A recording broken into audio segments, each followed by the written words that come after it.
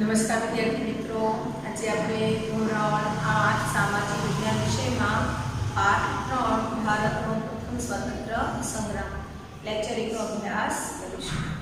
વિદ્યાર્થી મિત્રો, જુઓ તમને ઘણા ચિત્રો દેખાય છે। જોયા ચિત્રો? આ બધા કોણ છે? તો આ બધા ભારતના પ્રથમ સ્વતંત્ર સંગ્રામના મહામાનવો છે। તેમણે સ્વાતંત્ર્ય સંગ્રામમાં ઝંપલાવ્યું હતું અને આ ભારતની આઝાદી માટે તેમણે આ સંગ્રામની શરૂઆત કરી। આપણામાં એકતાનો અભાવ હતો એટલે આ સંગ્રામને નિષ્ફળતા મળી। જો એ વખતે બધા ભારતીયો એક થઈ ગયા હોત, પ્રદેશવાદ છોડી અને સમગ્ર પ્રદેશોના રાજાઓ એક થઈ અંગ્રેજોની સામે લડ્યા હોત તો ચોક્કસ વિદ્યાર્થી મિત્રો આજે આપણો 75મો સ્વાતંત્ર્ય સંગ્રામ ન હોત। આજે આપણને આઝાદીના ઘણા વર્ષો થઈ ગયા છે। આજે આપણો ઇતિહાસ કંઈક જુદો હોત, પરંતુ એવું ન બન્યું કારણ કે આપણામાં એકતા ન હતી। બીજા પ્રદેશ જીતવાની જે લાલસા હતી કે પોતાના પ્રદેશ પૂરતું નેતૃત્વ હતું, આ બધી બાબતોને કારણે સંગ્રામને નિષ્ફળતા મળી હતી। સંગ્રામ થવાના ઘણા બધા કારણો છે। આ લેક્ચરમાં આપણે સ્વાતંત્ર્ય સંગ્રામના કારણોની ચર્ચા કરીશું। ચાલો, તમે નાનપણથી જ આ બધા વિશે સાંભળ્યું છે। મંગલ પાંડે, તાત્યા તોપે, ઝાંસીની રાણી। હવે ઝાંસીની રાણી તો ઝાંસી પ્રદેશ છે અને એની રાણી એટલે આપણે એને ઝાંસીની રાણી કહીએ છીએ। હકીકતમાં તેમનું નામ લક્ષ્મીબાઈ હતું અને એમનું સાચું નામ મણિકર્ણિકા હતું, પરંતુ આજે પણ આપણે એમને ઝાંસીની રાણી તરીકે યાદ કરીએ છીએ। નાનપણથી જ તેમને અંગ્રેજો પ્રત્યે ખૂબ જ ગુસ્સો હતો, ક્રોધ હતો, કારણ કે પોતાના જ દેશમાં અંગ્રેજોની ગુલામી કરવી એમને સહેજ પણ પસંદ હતું નહીં અને તેઓ જીવ્યા ત્યાં સુધી અંગ્રેજોની સામે લડ્યા। એક સ્ત્રી હતા છતાં પણ નિડરતાથી અંગ્રેજોની સામે લડ્યા હતા। નાનપણથી આ બધા આપણે આદર્શ રહ્યા છે, કારણ કે આ મહાનુભાવો સ્વાતંત્ર્ય સંગ્રામીઓ તરીકે ઓળખાય છે। તેઓ 1857ના સ્વાતંત્ર્ય સંગ્રામમાં અંગ્રેજોની વિરુદ્ધ લડ્યા હતા। તેમણે ભારતમાંથી બહાર ફેંકી દેવા માટે તેમણે અદ્ભુત પ્રયાસ કર્યો હતો। તેમણે અંગ્રેજી શાસનને મૂળમાંથી હચમચાવી નાખી હતી। એટલે બ્રિટિશ ઈસ્ટ ઇન્ડિયા કંપની સામે તેઓ લડ્યા અને એના મૂળ હચમચાવી નાખ્યા અને આજ દિન સુધી અંગ્રેજોની વિરુદ્ધમાં એક થઈને કોઈ પણ પ્રકારનો સંગ્રામ થયો ન હતો। રાજાઓ અને અંગ્રેજો વચ્ચે યુદ્ધ થયા હતા, પરંતુ બધા ભેગા થઈ અને અંગ્રેજોની સામે અંગ્રેજોને ભારતમાંથી બહાર કાઢી નાખવા માટે કોઈ લડ્યું નહોતું। એટલે આ પહેલો જ ભારતનો સ્વાતંત્ર્ય સંગ્રામ હતો અને એ વખતે આ બળવો ભલે સફળ ન થયો, નિષ્ફળ ગયો, પરંતુ ભારતમાંથી ઈસ્ટ ઇન્ડિયા કંપનીની જગ્યાએ બ્રિટિશ તાજનું શાસન આવ્યું। ભારતને સ્વતંત્ર કરવા માટે તેમણે પોતાના જીવ પણ રેડી દીધા, એટલે કે પોતાના જીવ પણ આપી દીધા। આટલો મોટો ત્યાગ તેમણે ભારતની આઝાદી માટે કર્યો। આપણે આ સંગ્રામમાં કયા કારણો વિશિષ્ટ હતા તેને આપણે ક્રમમાં જોઈએ। સૌથી પહેલા જોઈએ તો રાજકીય કારણ। આ સંગ્રામનું મુખ્ય કારણ ભારતમાં બ્રિટિશ સત્તાની સ્થાપનાનું હતું। ઈસવીસન 1757ના પ્લાસીના યુદ્ધથી બ્રિટિશરોએ ભારતમાં શાસન સ્થાપવાની શરૂઆત કરી હતી, કારણ કે પ્લાસીના યુદ્ધ પછી પ્લાસીનું યુદ્ધ અંગ્રેજોની પહેલી જીત હતી, કારણ કે તેમણે અત્યાર સુધી કોઈ રાજા સાથે યુદ્ધ કર્યું નહોતું। સૌથી પહેલાં તેમણે સિરાજ ઉદ્દૌલા સાથે યુદ્ધ કર્યું અને એમાં એમણે જીત મેળવી। ત્યાર પછી બક્સરના યુદ્ધ બાદ એમને ત્રણ પ્રદેશો બંગાળ, બિહાર અને ઓડિશાની મૈસૂર ઉઘરાવવાની સત્તા મળી અને પ્લાસીના યુદ્ધથી જ ભારતનો ઇતિહાસ બદલાયો। એ પ્લાસીના યુદ્ધથી જ અંગ્રેજોને ભારતમાં વિજય મળ્યા પછી તેઓ સત્તાધીશ બન્યા। તેમણે મૈસૂર વિગ્રહો કરી ટીપુ સુલતાનના સામ્રાજ્યને સમાપ્ત કર્યું। ભારતમાં રહેલી ડચ અને ફ્રેન્ચ કંપનીને પણ હરાવી પોતાના સામ્રાજ્યનો વિસ્તાર કર્યો. અવધના નવાબને પણ હરાવી ઈસવીસન 1818 સુધીમાં સંપૂર્ણ ભારત પર પોતાની રાજકીય સત્તા સ્થાપી. બ્રિટિશ સામ્રાજ્યવાદને કારણે ભારતીય રાજકીય સત્તાથી દૂર રહ્યા. જે દેશી રજવાડા બચ્યા હતા તેમને પણ વેલેસ્લી સહાયકારી યોજના દ્વારા પોતાના હસ્તક કરી લીધા અને હવે ભારતીયોને સ્થાને એક વિદેશી કંપની ભારતમાં રાજ કરતી હતી, જેમાં ભારતીયોનું શોષણ થતું હતું. એટલે આ પરિસ્થિતિ પણ સંગ્રામનું મુખ્ય કારણ હતું. ડેલહાઉસીએ એક આક્રમક ખાલસા નીતિ અપનાવી હતી કે રાજ્યમાં ગેરવ્યવસ્થા ઊભી થાય છે અથવા તો આશ્રિત રાજા અપુત્ર મરણ પામે તો તેનું રાજ્ય ખાલસા કરવામાં આવે. તો ગેરવહીવટનો બહાના, અપુત્ર રાજા મરણ પામે તો આવા બહાના હેઠળ તેણે ઘણા બધા રાજ્યોને પોતાના હસ્તક કર્યા, એટલે કે ખાલસા કર્યા. ઉચ્ચ અવધ જેવા રાજ્યોને સંબલપુર, સતારા, ઝાંસી, નાગપુર, અવધ જેવા રાજ્યોના પોતાના બ્રિટિશ સામ્રાજ્યમાં ભેળવી દીધા. એટલું જ નહીં, તેણે પેશવા, નાના સાહેબ અને અન્ય રાજાઓને જે પેન્શન મળતું હતું એ પેન્શન પણ બંધ કરાવી તેમને પણ સમાપ્ત કરવાનો પ્રયત્ન કર્યો. અનેક જમીનદારોની તેને જમીન પણ જપ્ત કરી લીધી. પરિણામે આ બધામાં રહેલો રોષ એ સંગ્રામનું કારણ બન્યું, કારણ કે બધાને આ અંગ્રેજો કરગડત કરતા હતા, હેરાન કરતા હતા, કોઈને કોઈ બહાને. હવે જોઈએ વહીવટી કારણ. તો કંપનીના વહીવટી તંત્રમાં ભારતીયોને કોઈ જ સ્થાન હતું નહીં. ઉચ્ચ હોદ્દાઓ પર માત્ર અંગ્રેજોની જ નિમણૂક થતી હતી. આપણે અગાઉ પણ ચર્ચા કરી હતી કે અંગ્રેજોને માત્ર કેવા ભારતીયો જોઈતા હતા શિક્ષિત, તો જે પ્રાદેશિક ભાષાનું અંગ્રેજીમાં ભાષાંતર કરી શકે તેવો જ શિક્ષિત વર્ગ જોઈતો હતો. એટલે તેઓ ક્લાર્કની પોસ્ટથી આગળ વધી શકે નહીં. અને એ વખતે જેમ અત્યારે વર્ગ 1-2ની પરીક્ષાઓ આવે છે IASની, એમ એ વખતે પણ ICSની પરીક્ષાઓ આવતી અને આ પરીક્ષાઓ ભારતીયો ન આપી શકે એટલે તેમણે એના નિયમમાં બહુ બધા ફેરફારો કર્યા હતા. એ વખતે સુરેન્દ્રનાથ બેનર્જીએ આ ICSની પરીક્ષા પાસ કરી હતી. આ પરીક્ષા આપવા માટેની ઉંમર 18 વર્ષની નક્કી કરી હતી અને ઇંગ્લેન્ડમાં જઈ આ પરીક્ષા આપવાની રહેતી. હવે ભારતીય ધાર્મિક હિન્દુઓ પ્રમાણે જોઈએ તો દરિયો ઓળંગવો એ પાપ ગણાતું એ વખતે. તો દરિયો ઓળંગીને ઇંગ્લેન્ડમાં પરીક્ષા આપવા જાય તો તેમનો ધર્મ ભ્રષ્ટ થઈ જાય, એટલે ભારતીયો પરીક્ષા આપવા ન જાય, નાની ઉંમર રાખી જેથી કરી તેઓ તૈયારી ન કરી શકે. તો આવા ઘણા બધા કારણો ઊભા કર્યા, એમાં સુધારા કર્યા જેથી કરીને ભારતીયો આવો ઉચ્ચ હોદ્દો પ્રાપ્ત કરી શકે. છતાં પણ સુરેન્દ્રનાથ બેનર્જીએ આ હોદ્દો પ્રાપ્ત કર્યો.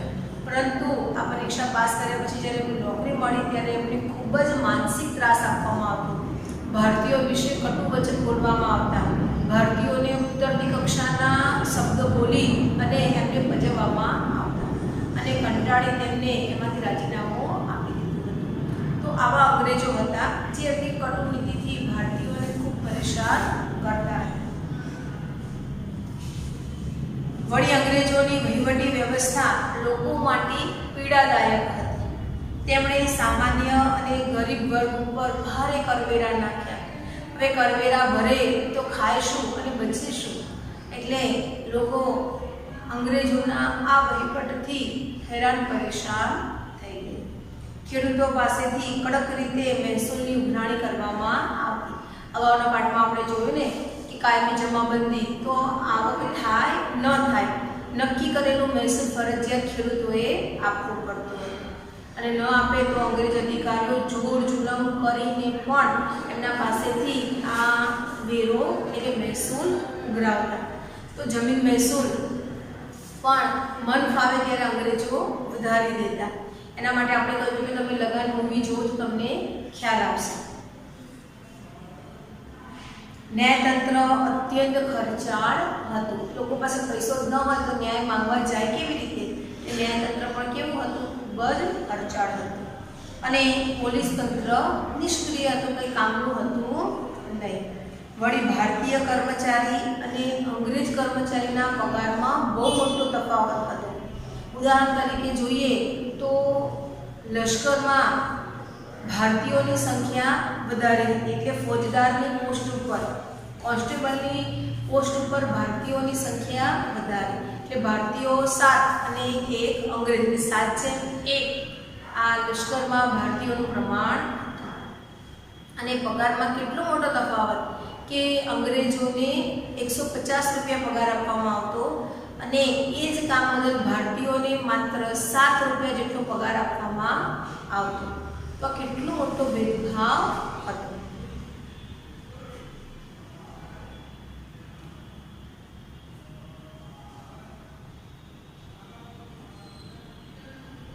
આ બધી બાબતો ઈસવીસન 1857ના સ્વાતંત્ર્ય સંગ્રામનું કારણ બની અને આ બધી બાબતોએ આ સંગ્રામને ઈંધણ પૂરું પાડ્યું. એટલે જે આ લોકોના મનમાં જ્વાળાઓ હતી એ જ્વાળાઓને બહાર કાઢવાનો પ્રયત્ન કર્યો. આર્થિક કારણ જોઈએ તો ભારતમાં આવેલા બ્રિટિશરોએ ભારતનું ભયંકર રીતે આર્થિક શોષણ કર્યું. ખેડૂતો પાસે બળજબરી પૂર્વક કપાસ, કાચું રેશમ એની ખેતી કરાવતા, કળીનું ફરજિયાત વાવેતર કરાવતા અને ફરજ પાડતા કે બજાર કરતાં ઓછા ભાવે તેઓ અંગ્રેજોને આપ્યું. તો આવી રીતે તેમનું આર્થિક શોષણ કર્યું. ભારતમાં તૈયાર થતો માલ ભારતમાં મોંઘો પડવા લાગ્યો અને ઓછા ભાવે ઓછી કિંમતે કાચો માલ ઇંગ્લેન્ડમાં જતો અને ભારતના ભોગે તેમણે ઇંગ્લેન્ડને સમૃદ્ધ બનાવ્યું. ઇંગ્લેન્ડમાં તૈયાર થતો માલ ભારતમાં આવતો ત્યારે એ માલ ઉપર કોઈ પણ પ્રકારનો ટેક્સ લાગતો નહીં, કોઈ પણ કર ન લાગતો અને ભારતમાં ઉત્પાદન થતો માલ એના ઉપર 80% જેટલી જકાત નાખવામાં આવતી. આમ અંગ્રેજોએ ખેડૂતોનું, વેપારીઓનું બધી જ રીતે બહુ મોટું આર્થિક શોષણ કર્યું હતું. તેમણે ભારતના વિદેશી વેપારનો નાશ કર્યો. તે ભારતના કાચા માલનું સંસ્થાન અને પાકા માલનું બજાર બનાવવા માંગતા હતા. અંગ્રેજોની ઈચ્છા એવી હતી કે ભારતને કાચા માલનો બહુ મોટું સંસ્થાન બનાવીએ, કારણ કે અહીંયાથી આપણને કાચો માલ મળે છે. આપણે સ્પેન, ઇટાલી કે અન્ય દેશો ઉપર કાચા માલ માટે નિર્ભર રહેવું પડે નહીં, કારણ કે બધો કાચો માલ તો આપણને ભારતમાંથી મળે છે. જો ભારતની ખેતી અને એના વેપાર ઉપર આપણી સત્તા આવી જાય તો કાચો માલ બધો આપણે ભારતમાંથી ઓછી કિંમતે ઇંગ્લેન્ડમાં લઈ જઈશું અને ત્યાં તૈયાર થયેલો માલ ભારતના બજારોમાં વેચીશું, કારણ કે ભારત બહુ મોટું સંસ્થાન હતું. એટલે એ માલ ભારતમાં લાવીને વેચવાનો, કાચા માલનો લઈ જવાનો અને તૈયાર થયેલો માલ ભારતમાં વેચવો, આવું એ ઈચ્છતા હતા. તેમને જે જરૂરી માલ હતો જેમ કે કપાસ, ગોળી, રેશમ વગેરે ફરજિયાત ભારતીયો ઉત્પાદન કરે તેવી નીતિ અપનાવી. સામે પક્ષે અનાજ અને કઠોળનું ઉત્પાદન ઘટે તેવી પરિસ્થિતિનું નિર્માણ કર્યું. એટલે અનાજની જગ્યાએ ફરજિયાત આવા રોકડિયા પાકોની જ ખેતી કરવી એવી ખેડૂતોને ફરજ પાડતા. જે ખેડૂતો એમની વાત ન માને એના ઉપર તેઓ જુલમ અને ત્રાસ ગુજારતા. અંગ્રેજોની અન્યાયી જકાત નીતિને કારણે ખેડૂત વર્ગ બરબાદ થઈ ગયો, નાશ પામ્યો. ભારતના અનેક મહાન વેપારી મથકોનો અંગ્રેજોએ નાશ કર્યો. આવા સમયે ભારતમાં વારંવાર પડતા દુષ્કાળે ભારતીય પ્રજાના દુઃખમાં વધારો કર્યો. અધૂરામાં પૂરું કે એ વખતે દુકાળ પણ પડ્યો. 1770માં બંગાળમાં ભયંકર દુકાળ પડ્યો હતો અને એ દુકાળમાં બહુ બધા લોકો મરી ગયા હતા, કારણ કે અંગ્રેજોએ ભારતીયો માટે કોઈ પણ પ્રકારની અનાજની વ્યવસ્થા કરી નહીં. આજે આપણે ત્યાં દુકાળની પરિસ્થિતિ સર્જાય તો સરકાર એના માટે તૈયાર રહે છે અને લોકોને મફતમાં અનાજ આપે છે. જેમ અત્યારે આપણે જોયું હતું કે કોરોના વખતે જે ગરીબ પરિવારો છે, રોજનું રોજ લાવીને કમાવનાર વ્યક્તિઓ છે, એ લોકોને સરકારે 3 મહિના સુધી મફતમાં અનાજ આપ્યું હતું. આખો મહિનો ચાલે એટલું તો ન આપી શકી, પરંતુ થોડો ઘણો ટેકો થાય એટલું તો સરકારે આપ્યું હતું. તો સરકારની જવાબદારી છે એની પ્રજાના રક્ષણની, કે મુશ્કેલીના સમયમાં સરકાર આપણી મદદ કરે છે. શા માટે કરે છે? તો આપણે સરકારને વેરો આપીએ છીએ એટલે. એવી જ રીતે દુષ્કાળ સમયે પણ અંગ્રેજોએ ભારતીયોની મદદ કરવાની હતી, એમને અનાજ આપવાનું હતું, પરંતુ અંગ્રેજોએ ભારતીયોને ભૂખે મરવા દીધા અને 70,000 કરતાં પણ વધુ લોકો એ વખતે મૃત્યુ પામ્યા હતા. અનાજની અછતને લીધે લાખો ભારતીયો દુષ્કાળના ખપ્પરમાં હોમાઈ ગયા. ભારતના હુનર ઉદ્યોગો, ગ્રામ ઉદ્યોગો, હસ્તકળા, કારીગરી આ બધું નાશ પામ્યું. જેથી ઈસવીસન 1857નો સ્વાતંત્ર્ય સંગ્રામ થયો ત્યારે રાજાઓ અને જમીનદારો સાથે ખેડૂતો અને કારીગરોનો બહુ મોટો વર્ગ આમાં જોડાયો હતો. કારણ કે ખેડૂતો આમાં સૌથી વધારે, કારીગરો અને ખેડૂતો આમાં બરબાદ થયા હતા. ઇંગ્લેન્ડને સમૃદ્ધ બનાવવાના ભોગે ભારતના ઉદ્યોગો પડી ભાંગ્યા. ભારતનો કારીગર વર્ગ બેકાર થયો, કારણ કે ભારતમાં જ બનતી વસ્તુ ભારતમાં મોંઘી પડે તો સ્વાભાવિક છે કે લોકો ખરીદશે નહીં. લોકો નહીં ખરીદે તો ભારતની હાથશાળામાં બનેલી વસ્તુ એમનેમ જ રહેશે, એટલે વસ્તુ વેચાશે નહીં, વેપારીઓ ખરીદશે નહીં અને કારીગરોને નવી વસ્તુ બનાવવાની તક મળશે નહીં. એટલે ભારતના વેપારીઓ પણ પડી ભાંગ્યા. ભારતના હસ્ત ઉદ્યોગ, ગ્રામ ઉદ્યોગો એ નાશ પામ્યા અને ભારતનો કારીગર અને ખેડૂત વર્ગ બરબાદ થઈ ગયો. સામાજિક અને ધાર્મિક કારણ જોઈએ તો અંગ્રેજોએ ભારતીયોના સમાજ અને ધર્મમાં પણ ચંચુપાત કર્યો હતો. ખ્રિસ્તી પાદરીઓ ભારતમાં હિન્દુ અને મુસ્લિમોને ખ્રિસ્તી ધર્મ અંગીકાર કરાવતા, એટલે બળજબરીપૂર્વક એમને તો ખ્રિસ્તી ધર્મ અંગીકાર કરાવતા અથવા તેમના સામે એવી પરિસ્થિતિ ઊભી કરતા કે તેમને ખ્રિસ્તી ધર્મ સ્વીકારવો પડતો. તેમને પાદરીઓને સરકારનું રક્ષણ હતું. ઈસવીસન 1850માં અંગ્રેજોએ એક કાયદો કરી કે જે હિન્દુ કે મુસ્લિમ ખ્રિસ્તી થાય તેમને પૈતૃક મિલકતમાં હિસ્સો મળશે એવું ઠરાવ્યું. તેનાથી હિન્દુઓની શંકા વધુ દ્રઢ બની ગઈ. અંગ્રેજો અવારનવાર ભારતીયો સાથે તિરસ્કારપૂર્ણ વ્યવહાર કરતા. આગ્રામાં એવું ફરમાન બહાર પાડવામાં આવ્યું હતું કે દરેક હિન્દીએ અંગ્રેજોને સલામ ભરવી. આનાથી દરેકનું સ્વમાન ગવાતું હતું. તેઓ માનતા કે ભારતીયો ગંદા, રોગિષ્ઠ અને નિમ્ન કોટીના છે, જ્યારે ગોરા લોકો એ એમના ઉપર શાસન કરવા માટે જ બન્યા છે. આવી સોચ આ યુરોપિયનોની હતી. તેઓ ભારતીયો સાથે કોઈ પણ પ્રકારનો સામાજિક વ્યવહાર કરતા નહીં. તેમના ઘરો પણ અલગ હતા. તેમના મંદિર, મસ્જિદ જેવી મિલકતો હતી એના ઉપર કરવેરા હતા. આવા ધાર્મિક અને સામાજિક ભેદભાવોને કારણે ભારતીય જનસમુદાય અંગ્રેજ પ્રત્યે રોષ અને નફરતની લાગણીથી જોતો અને એમનામાં અંગ્રેજો પ્રત્યે ખૂબ જ રોષ વધ્યો. લશ્કરી કારણ જોઈએ તો ભારતનો આ સંગ્રામ સૌપ્રથમ ભારતીય સૈનિકોએ કર્યો હતો. બરાકપુરની 19મી પલટને સૌથી પહેલાં અહીંયા ચિત્રમાં આપેલી આ એનફિલ્ડ રાઇફલનો વિરોધ કર્યો. તેનું કારણ ભારતીય સૈનિકો સાથેનો અંગ્રેજોનું શોષણખોરની નીતિ હતી. આપણે અગાઉ કહ્યું તેમ કે ભારતીય અને અંગ્રેજોનું પ્રમાણ લશ્કરમાં કેવું હતું તો 7:1 હતું. 7 ભારતીય સામે 1 અંગ્રેજ હતું અને ભારતીયોને પગાર માત્ર 7 રૂપિયા જેટલો આપવામાં આવતો, જ્યારે અંગ્રેજોને 150 રૂપિયા જેટલો પગાર આપવામાં આવતો. એટલે આ બહુ મોટું શોષણ ભારતીયોનું થતું હતું. કઠોર લશ્કરી સેવાઓ બજાવવા છતાં હિન્દી સૈનિકોના પગાર ભથ્થા અને સગવડ અત્યંત નિમ્ન કોટીના હતા.